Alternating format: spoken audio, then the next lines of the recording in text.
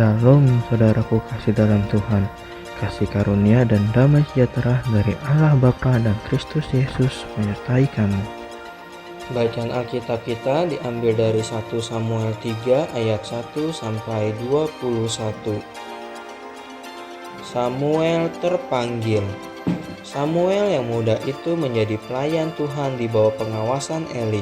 Pada masa itu firman Tuhan jarang. Penglihatan pun tidak sering. Pada suatu hari, Eli yang matanya mulai kabur dan tidak dapat melihat dengan baik, sedang berbaring di tempat tidurnya.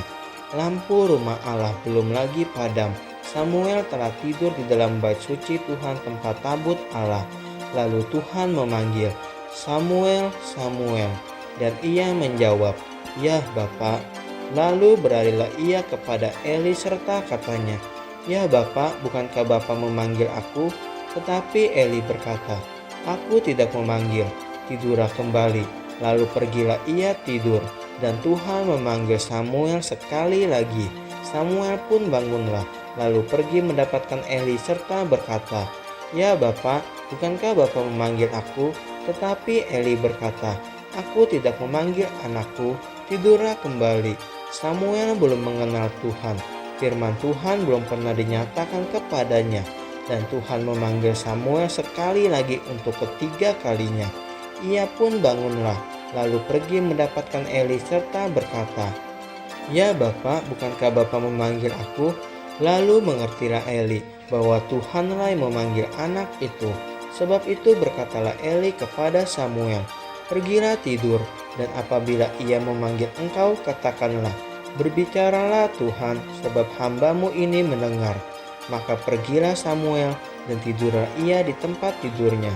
Lalu datanglah Tuhan, berdiri di sana dan memanggil seperti yang sudah-sudah, "Samuel, Samuel." Dan Samuel menjawab, "Berbicaralah sebab hamba-Mu ini mendengar."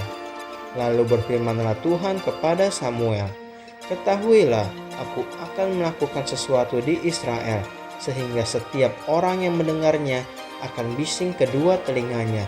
Pada waktu itu aku akan menepati kepada Eli segala yang telah kufirmankan tentang keluarganya dari mula sampai akhir, sebab telah kuberitahukan kepadanya bahwa aku akan menghukum keluarganya untuk selamanya karena dosa yang telah diketahuinya, yakni bahwa anak-anaknya telah menghujat Allah, tetapi ia tidak memarahi mereka. Sebab itu aku telah bersumpah kepada keluarga Eli bahwa dosa keluarga Eli takkan dihapuskan dengan korban sembelihan atau dengan korban sajian untuk selamanya." Samuel tidur sampai pagi. Kemudian dibukanya pintu rumah Tuhan. Samuel segan memberitahukan penglihatan itu kepada Eli. Tetapi Eli memanggil Samuel, katanya, "Samuel anakku." Jawab Samuel, "Ya Bapa." Kata Eli, "Apakah yang disampaikannya kepadamu? Janganlah kau sembunyikan kepadaku.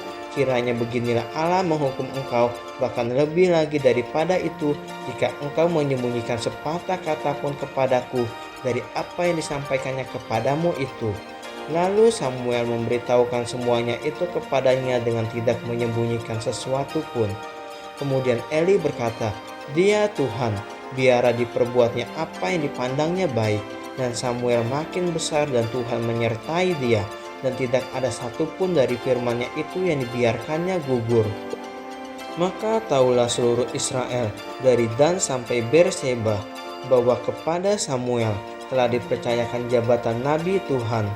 Dan Tuhan selanjutnya menampakkan diri di Silo, sebab ia menyatakan diri di Silo kepada Samuel dengan perantaraan firman-Nya.